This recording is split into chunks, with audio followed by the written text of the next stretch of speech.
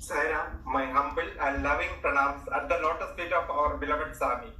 Sairam, brothers and sisters. Now we are in another one more episode of Sai Messengers. Last few weeks we are hearing so many experiences from our brothers and sisters.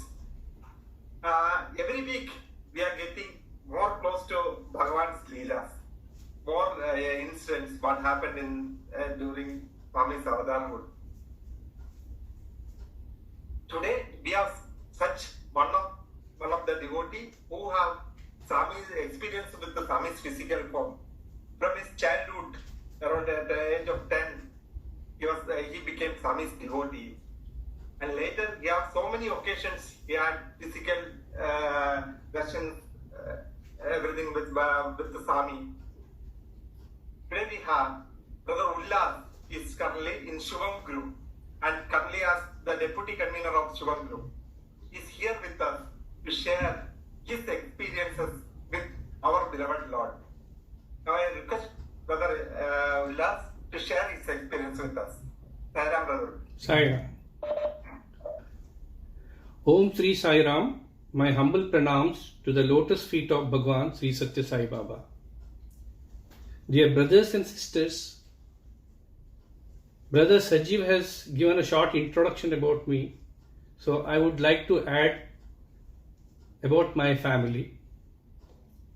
As he said, my name is Ulhas Amdalli.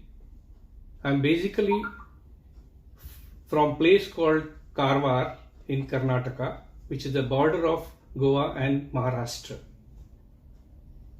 My wife Roopa and son Sanket are also here with me. I am attached to Shubham Group for the past 8 years, that is since 2012 March. Roopa is also part of Shubham Group and active member of Shakti Wing. Last Saturday, that was on 25th July, Brother Sajiv called me and asked, can you deliver a Samarpan Talk on coming Tuesday, that is 28th July. I needed some time to gather my thoughts and experiences, so I humbly requested, brother, can I have it on next Tuesday, that is today, 4th August, as I need some time to prepare. Brother understood and said, okay, no problem. So I would like to thank Brother Sajiv for considering my request and giving me the opportunity to do the Samarpan Talk today. Today's Samarpan Talk I would like to divide in two parts. Part 1 is till 24th April 2011, that is still physical presence of Swami. And part 2, days after Swami leaving physical body, that is from 2011 onwards. How I came to be a part of the fold of Swami. To answer this question, I'll have to take you 52 years back to the year 1968. On 22nd October 1968, Swami visited our hometown Karwar. Many of you may be knowing, Karwar is a small coastal town in Karnataka, as I told, bordering Goa and Maharashtra states. So Karwar, a lot of people have the influence of Marathi, Maharashtra.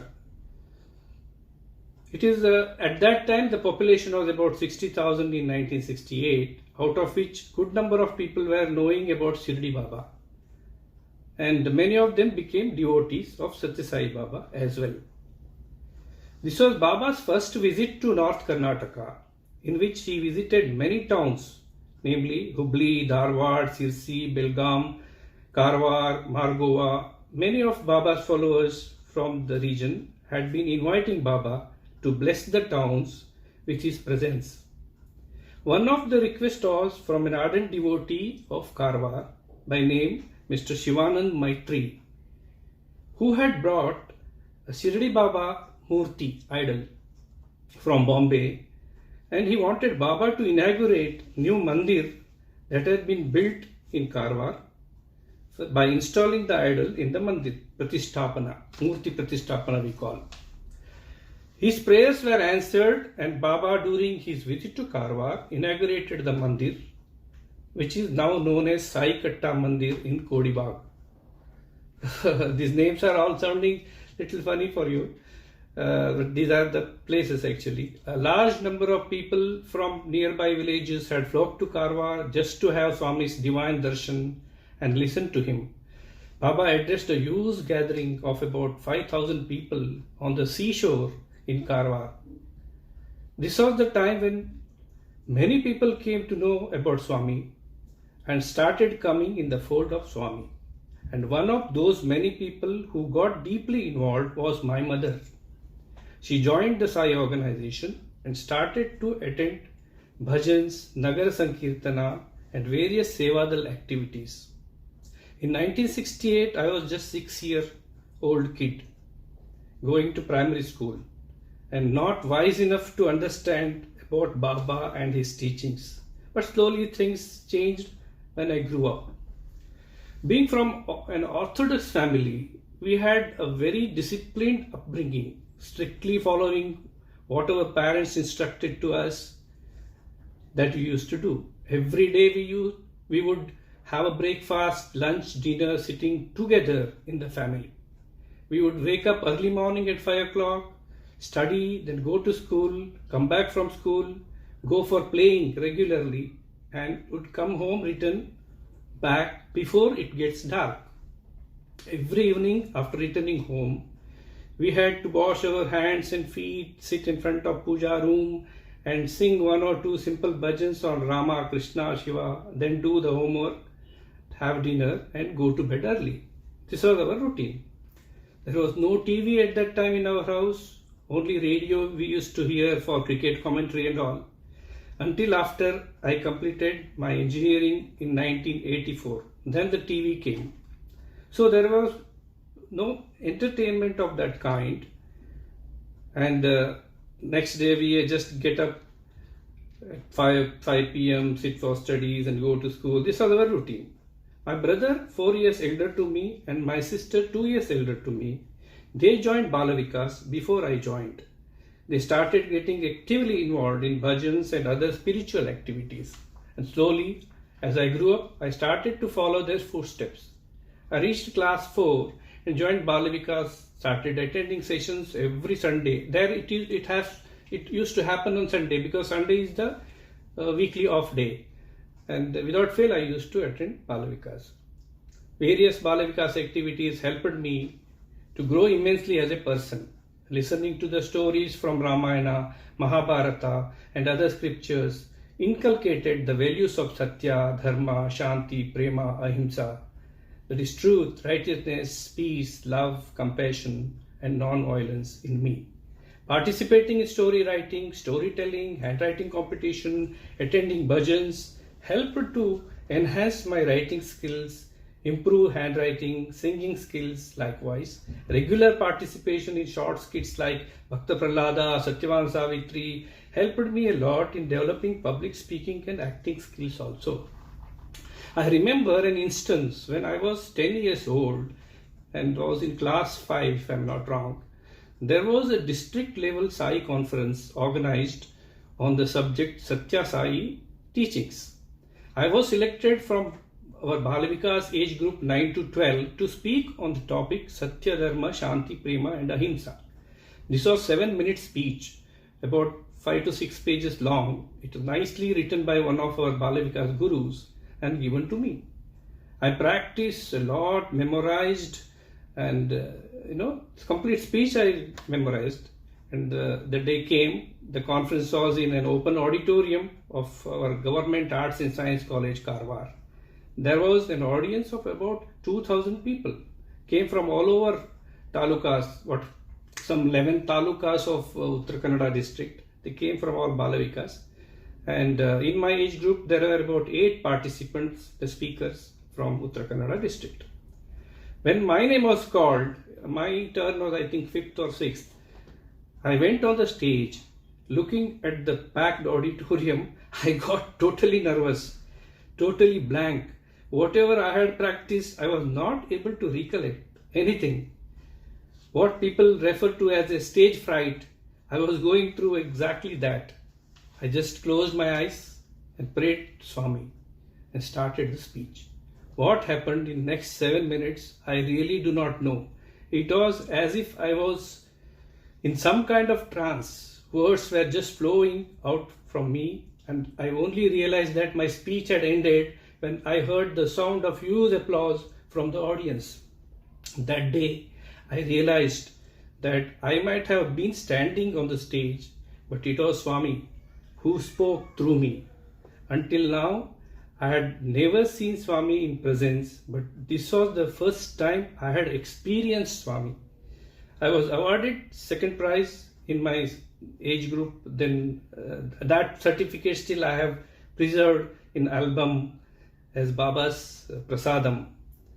Since that day, I believe that when it comes to talk freely without any fear in public, the Guru mantra is just surrender and pray to Swami and start your speech. Just put sincere, honest, dedicated and disciplined efforts, Baba will take care. As I mentioned earlier, Balavikas activities helped a lot in the holistic development of me as a person. I developed many extracurricular skills like public speaking, singing, acting, story writing, but at the same time I also developed the skill like confidence, focus, concentration, which helped me in my school and college academics. Right through the school and college, I have been one of the toppers, and Balavikas had a huge part to play in my achievement. Next is my young adults days. After completing schooling, I joined college, pre-university 1 and pre-university 2, that earlier used to call it as PUC 1 and 2. Then left my hometown Karwar for 5 years for pursuing engineering studies in a place called Bagalkot. During these days, I could not spend time on Sai activities, concentrating more on studies. But whenever I would come home on vacation or semester breaks, I would intently sit with mother and sister, talk to them and hear about their visits to Parthi, their experiences with Swami Leelas. My mother and sisters were actively involved in Sevadal activities, as I told, and were regularly visiting Puttaparthi for Seva. They were blessed with Swami's Darshan many times. Once Swami blessed my mother by dropping 5 vibhuti packets, one after the other. Needless to say, Swami obviously knew there were 5 members in our family: my brother, sister, mother, father and me. Once when my sister was in Puttaparthi, she had the opportunity to hear about Swami's Leela from a devotee who was called by Swami for interview, along with other devotees from different parts of the world. All of you may be aware, generally Baba after morning darshan randomly chooses some devotees for interviews. So on that day, out of the 10 devotees chosen by Swami, there was one from Australia by name John, who was looking very sad. In the interview room, Baba looked at him and asked, "Why are you looking so sad?" Then John said, "Baba, I was talking to my brother in the morning who is in Australia and came to know that my mother is seriously ill. I want to see my mother, Baba." Baba said, "You want to go to Australia and see your mother? Don't worry, I will send you." In the interview room, Swami created a map of world on the wall, created Australia, John's city, his house, and sent John to his house. John vanished. After the interview was over, when everybody came out, John was missing. His friend who came from Australia became worried, and he asked one of the devotees where John was. When the devotee narrated the story, what happened inside, he could not believe how John could be sent to Australia by Swami. He rushed outside to ISD telephone booth and made a call to John's house in Australia. And from other side, John took the call and said, "Hey, Baba has made a miracle and he sent me back to Australia to my home. My mother is okay now." See, when this episode happened, my sister was in Puttaparthi and heard from the devotee who saw this miracle happen. When I heard, I was thrilled. So, after completing my engineering in 1985, I got a job in Mumbai. Earlier it was called Bombay. And started living in place called Dombivli, which is the suburb of Bombay. A lot of people may be knowing. I got married to Roopa, who is from my hometown Karwar and had been a friend since my school days. My humble pranams again to the lotus feet of Swami for bringing Roopa in my life as partner. Although Roopa did not have the opportunity to attend Balavikas, she had attended Sai Bhajans on special occasions like Janmashtami, Guru Purnima, Ramanavami in one of the Sai devotees' house in Karwar, who happens to be the family friend of her family. Until Roopa married me, I did not have the opportunity to have darshan of Swami in person. But after marriage, we were blessed to have Swami's darshan for the first time in our life in Dharmakshetra, Andheri, Mumbai. As many of you may be aware, Larsen & Toubro is one of the best construction companies of India, and it was extremely dear to Swami. Many construction activities in Puttaparthi and Whitefield like super speciality hospital, sports stadium, music school building, runway for Parthi airport were all constructed by Larsen & Toubro. I have always dreamt of, working in Larsen & Toubro, and I was praying. And in December 1988, I got job in Larsen & Toubro, which was truly a dream job for me and felt nothing short of blessing from Swami. We moved to Surat from Bombay. Earlier I was in Bombay, as I told you. Then surprisingly, after a few months, Roopa also got the job with LIC, Life Insurance Corporation. She had written exams before the marriage and she could get the job after the marriage. However, her posting was in Karwar, which is in South Zone. Being a central government organization, the job was a coveted one, and LIC was the ideal organization for females to work compared to other central government organizations. Hence, we did not want to let go the job. And we took the decision that she will go to Karwar and join LIC, stay with her parents and brother for training, and then request for the transfer and come to Surat. But the transfer was not that easy as we had expected. 6 months passed. There were no signs of transfer. Getting a transfer from Karwar to Surat, which is West Zone. Surat is in West Zone, Karwar is in South Zone. It was very difficult. It can happen only when there are two candidates who wants to move from Surat to Karwar and Karwar to Surat, and that is just not possible. There were no chances at all. We tried all the options. We could go into LIC employees, union leaders, both in Surat as well as in Karwar. We went, they said no. She has to work minimum 1 year, then we can try. So it was practically impossible. So I was really worried what to do. How long can I stay away from each other?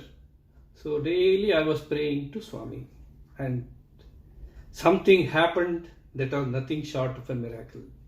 While working on a project at L&T, I got the opportunity to visit a company in Chennai with my senior manager. For the visit, we had to take a flight from Ahmedabad to Chennai.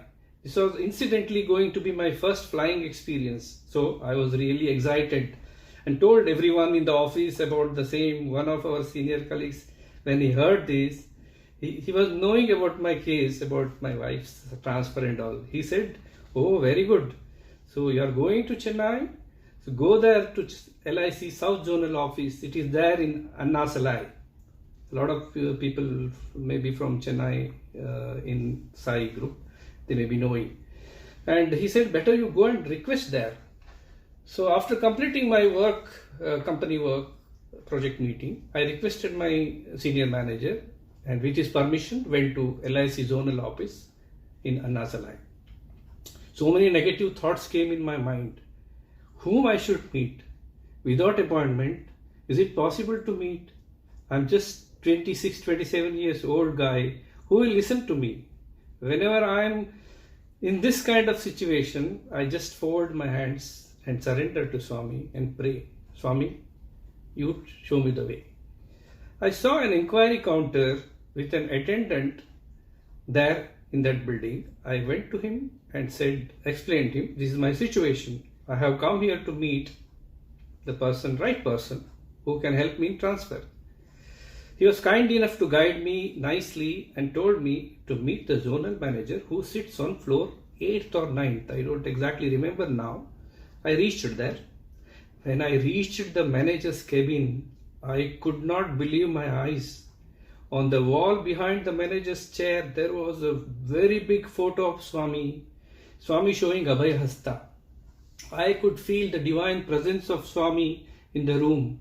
I narrated the entire story of our last 6 months struggle related to Roopa's transfer from Karwar to Surat. I had carried all the documents, transfer request and all with me. So the officer listened very patiently, then took all the documents and said, okay, you can go now. I could feel the presence of Swami there. I could sense that it is none other than Swami who is sitting in the form of LIC officer. This happened on Thursday, Guruvara. I have noticed that all great things have happened invariably on Guruvara to me. In the evening, I narrated the complete episode to Roopa over the phone and gave her kind of an assurance. Something is going to happen. I was sure that it is Baba's Leela. My manager and I took the next morning flight to Ahmedabad and returned to Surat. Friday passed, Saturday passed and Sunday. 3 days have passed. And on Monday, Roopa received her transfer order. This was nothing but Leela, miracle of Swami. Roopa was relieved in just 10 days and joined Surat LIC office. Now, I'll narrate you. When she came and joined me, fine, and it is story of August 1991. After 2 years, she joined me. On the occasion of Janmashtami, I got opportunity to visit Puttaparthi for the first time and take part in festivities. While giving the darshan, Swami threw some chocolates in the direction where I was sitting, and I was fortunate to get hold of one toffee, which I preserved and sent to Roopa, who at that time was in Karwar on maternity leave. After 3 months, we were blessed by baby boy Sanket, and we became family of 3. Roopa and me regard Swami's toffee as a blessing for Sanket. Sanket has been blessed with Swami's darshan many times in Parthi, Delhi, Hadsi, that is Pune.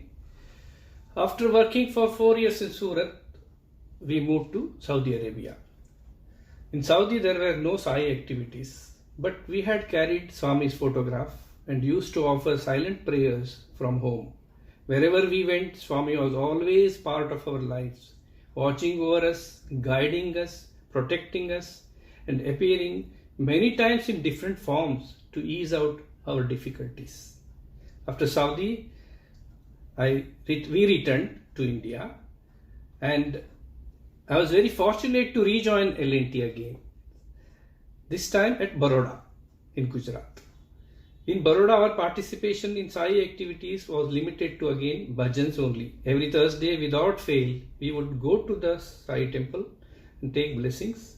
We also used to visit Puttaparthi every 2 to 3 years, then regularly visit Sathya Sai ashrams in Whitefield, Vrindavan, Shivam, Hyderabad, Pandurang Kshetra in Hadsi, Pune, then Dharma Kshetra in Mumbai, and Sai International Center in Delhi. And of course, Shirdi Sai Baba temple in Shirdi. So this was our regular routine. Now, interesting episode of our final trip to Puttaparthi I am going to narrate to you. Okay. Our final trip to Puttaparthi for seeking Swami's darshan was somewhere in 2008. Yeah, to be precise, it was in October during Diwali time, 28th October. On entering Prashanti Nilayam, we came to know from fellow devotees around us that Swami had not been keeping well at that time. We were not sure if we would be able to get Swami's darshan as the devotees were saying that Swami does not come regularly, maybe once in 2 days, 3 days he comes. We had been able to plan our stay in Puttaparthi for only 1 day, because generally when we go to India, we used to be there for 7 to 10 days. In that 2 days we used to spend in Bangalore and Puttaparthi.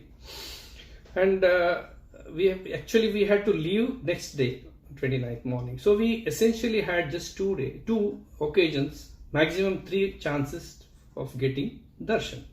Nevertheless, we waited for Swami with all hope, and fortunately Swami appeared and blessed us with his darshan on 28th morning itself.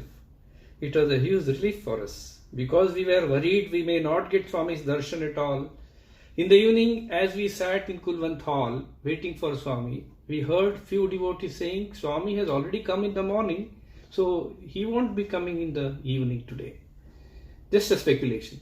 Again, we just prayed that Swami grace us with your presence once more. And just as the evening bhajans were about to end, Swami appeared again in his car and gave us darshan. And he passed from the place where we were sitting, close from the place where we were. He came for just 10 to 15 minutes and returned back, but it was a darshan nevertheless. We were really happy that we had been able to get darshan 2 times on that day. Next day morning we were supposed to leave for Bangalore. We were more than happy with the 2 darshans we got on the previous day. But still we thought, see, it is a greed. Baba always says, you may greed for me. You ask for me, I'll give darshan. That kind of greed was there. We thought let's take chance, wait for just half an hour.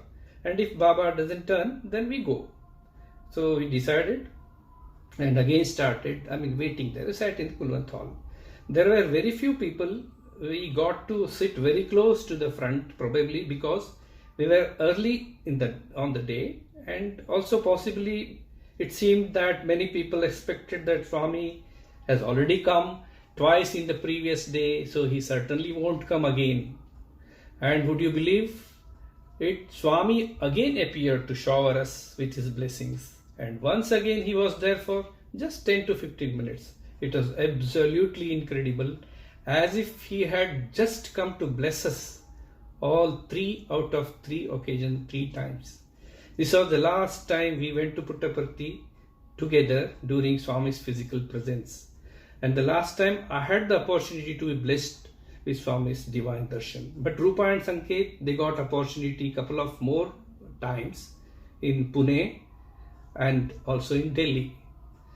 So here my first part ends.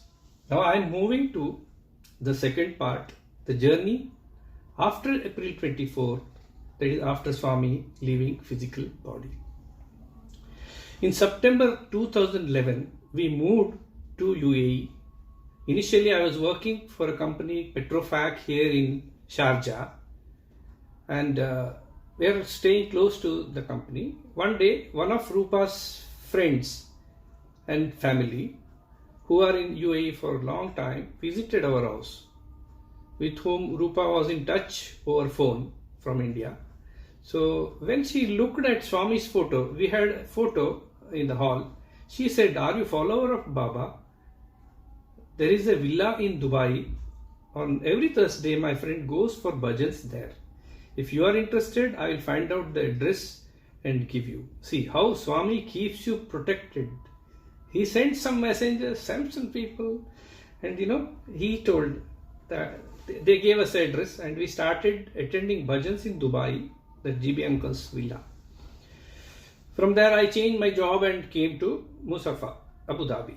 Before moving to Musafa in March 2012, I inquired in Dubai about Abu Dhabi Sai Group and got the contact number of Brother Babu and also Brother Perumal. Sister Perumal was Bhajan coordinator at that time, and thus joined Shubham Group and had the opportunity to attend bhajans. For almost 6 months I was only attending bhajans, sitting in the back rows behind lead singers and singing only chorus. What prompted me to start attending bhajans practice and start singing Here is Swami's Leela. Every morning after we wake up, we play bhajans from YouTube apps in our TV. For almost 2 to 3 hours, one after the other, the bhajans play continuously in the TV. I also have a bhajan Namavali book which has about 700 bhajans.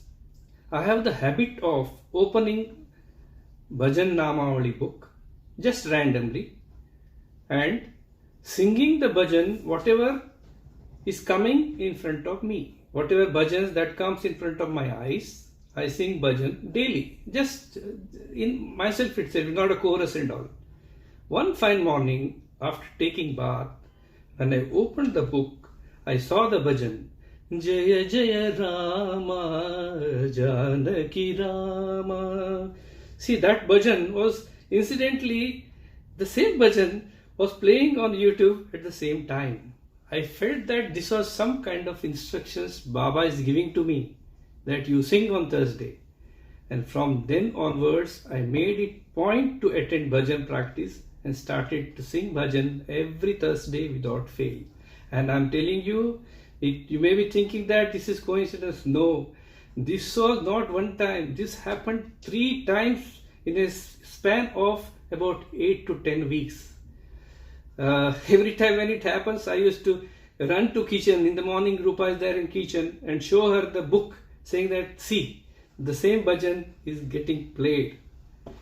Swami may not be physically present, but he is always with us. He is omnipresent. What better example is required? Now let me narrate you.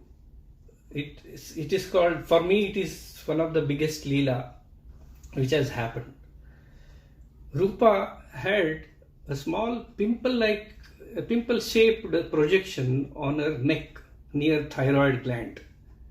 It was there for a long time, maybe from 4 to 5 years. There was no growth or any pain of any kind. But why to take risk? We went to NMC hospital, Abu Dhabi, and consulted doctor. Doctor said better we'll remove by surgery. Okay, they prepared for the surgery, the date was fixed, and it was 25th December 2013. And surgery started, and it went about 1.5 to 2 hours, and they removed the nodule with a part of thyroid gland and sent the specimen for the biopsy. And she spent in the hospital one day, that is one night, and next full day, and in the evening they discharged also. And we came home. Doctor asked us to come after 3 days for the result of biopsy and further medication. When we went to meet doctor after 3 days, I could see from doctor's body language something seriously wrong. He first made us to sit comfortably and said, Ulhas, I'm very sorry to inform you that the biopsy result says it is thyroid cancer. And immediately within a week, she has to go for the second operation. I don't know what to say. He says the second operation has to be made immediately within a week. Otherwise, the cancer will spread.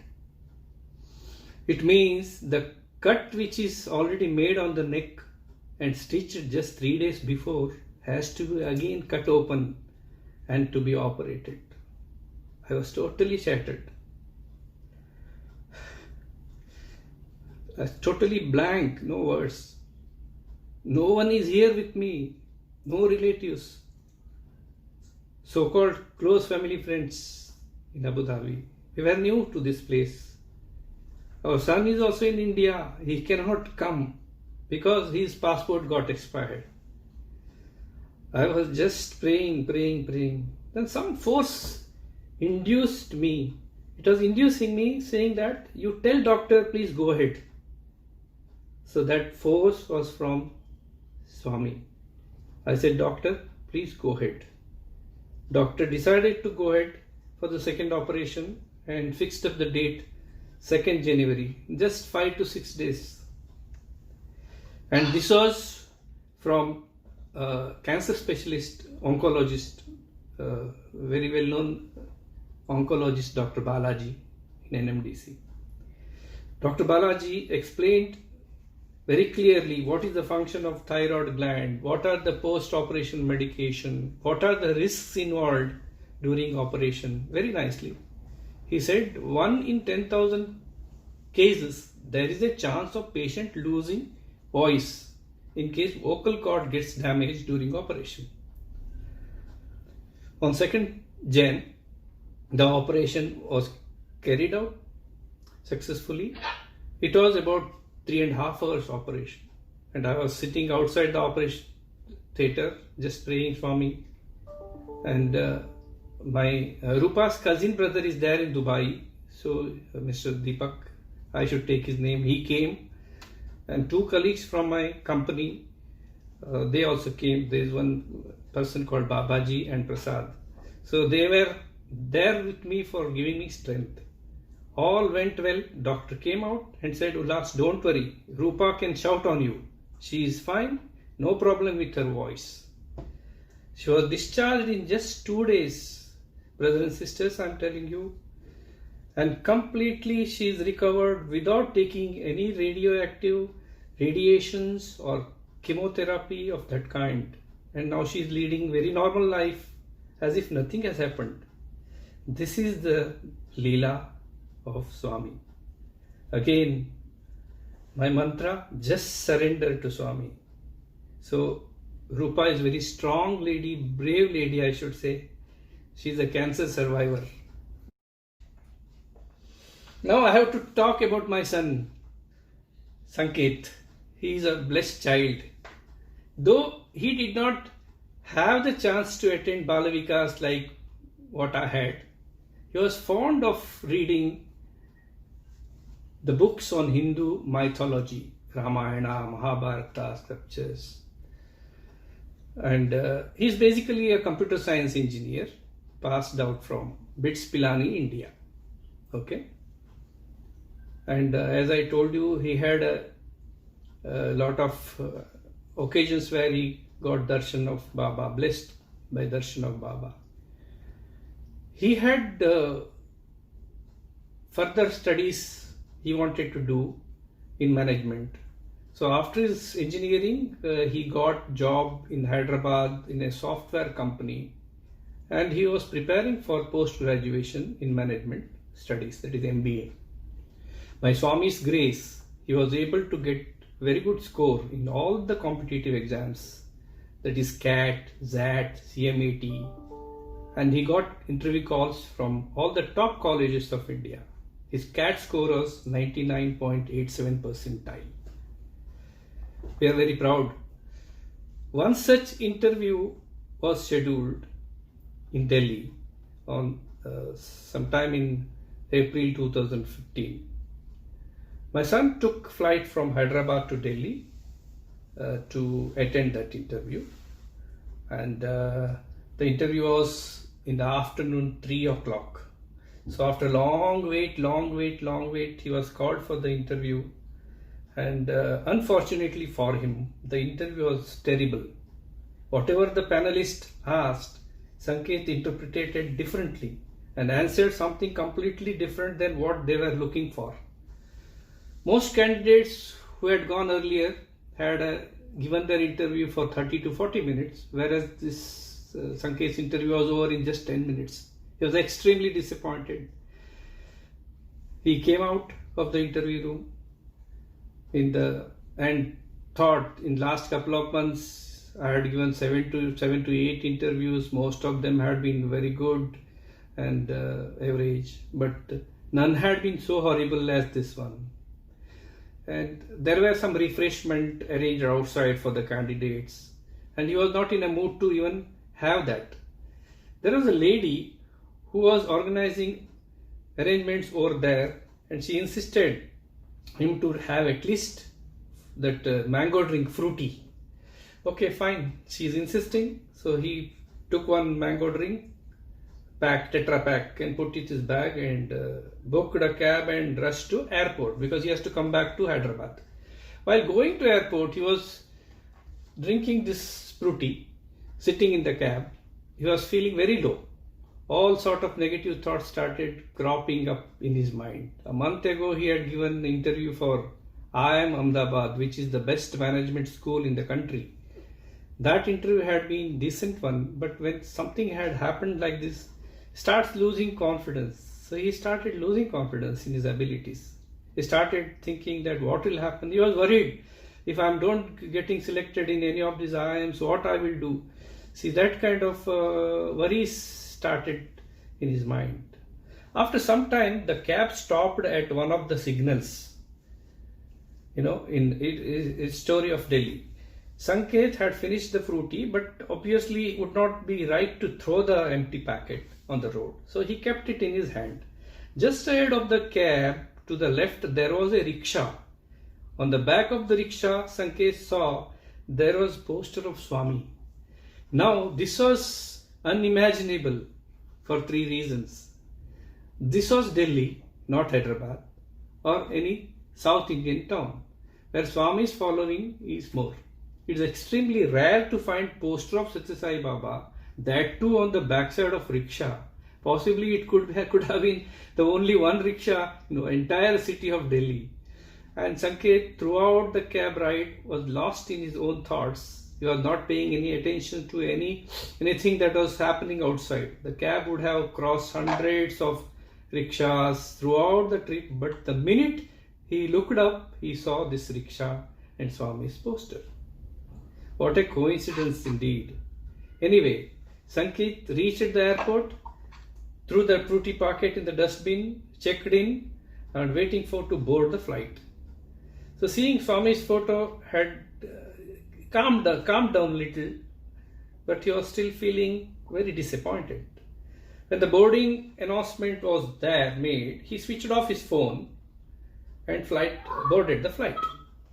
When the flight landed in Hyderabad and Sanket switched on his phone, he saw there were 7 to 8 missed calls from his friends. He thought there was something seriously wrong, otherwise they would not have called him so many times. He immediately called them up from the baggage belt and they told him, "Bhai, Ahmedabad IIM का आपका final result आ गया, तेरा selection हो गया." So they told in Hindi, "Congratulations, Sanket. The final result of IIM Ahmedabad has come and you have been selected." Sanket could not believe. He thought that these boys are playing some prank on him, because that the whole day was bad for him. He was not well. He did not face that interview properly. So he thought that, okay, let me check the result myself. He went to opened the computer and checked in the net. And yes, he has been selected into IIM Ahmedabad. It is dream come true. That day, my brothers and sisters, that day was also Guruvara. When Sanket called us up to give this news, we were attending Thursday Bhajan. Perhaps I was singing Bhajan at that time in the evening. So he sent us an SMS. After we finished Bhajan and went home, I got to know the news. It was one of the happiest days of our lives. And brothers and sisters, you will not believe, on that night I saw Swami in the dream. Abhayasta Swami is showing me and telling that I am there with you. Swami was present with Sanket on that day. Perhaps it was in the form of lady who gave him fruity, or perhaps that fruity was Swami's prasadam. Perhaps it was in the form of cab driver, or perhaps it was in the form of rickshaw driver, on the back of whose rickshaw there was Swami's poster. No one can tell for sure, but one thing for certain, Swami's presence was there throughout the day with him. In the subsequent days, all the college started declaring their results. To Sanket's surprise, he had been selected by all the colleges. Even the Delhi interview that had lasted just 10 days had been so horrible, he still got the admission letter from that college. A miracle. This is a miracle indeed. I will tell about the experience what we had in Abu Dhabi. when Professor Anilkumar, the Baba's translator, came here in Dubai, this was about 5 years back. You all must be remembering. So he gave a Samarpan Talk and in Foodland Banquet Hall. After the talk, the professor asked the audience, "Do you have any questions?" Many devotees asked many questions. I had one question in my mind to ask. The question, monkey mind, no? The question was, if Swami is God, why does Swami need translator? That was my question. But I did not ask. I was hesitating to ask him the question, lest it may offend him in any manner. Hence, I kept silent. After answering all the questions of others, Professor Anilkumar suddenly started to narrate an incident of Swami, which had the answer to my question. I did not ask question, but I had got the answer. What was that incident? Swami once met delegates from various countries in a conference room. There were people from Japan, Italy, Russia, Germany, all part of the world. Generally, Swami would call Professor Anilkumar to translate his speech. But this time, there were no instructions from Swami. So, Professor was peeping in through the door from outside, thinking that Swami will call. He was in dilemma whether I should go or I should not go, thinking that Swami will call me. But the meeting started without him. The Japanese delegate started speaking to Swami in Japanese, and Swami replied to him in Japanese. The same thing happened with the Italian guy, the German guy, and Russian delegate. Swami spoke to all in their respective language. Professor Anilkumar was surprised to see that Swami could speak so many languages. So this narration about Swami gave me the answer to my question, which was there in my mind. It is another example of Swami showing the presence, even though physically he is not with us. There are many more such experiences in daily life we come across, which prove that Swami is with us, he is blessing us. More and more such experience in daily life we come across, which proves Swami is with us, he is omnipresent. With this, I would like to offer my humble pranams again to the lotus feet of Swami and take permission to end the talks for today. I also thank Brother Sajiv for giving me the opportunity to speak from heart about my spiritual journey along with my family, my son, wife, after coming in the fold of Swami. Jai Sai Ram.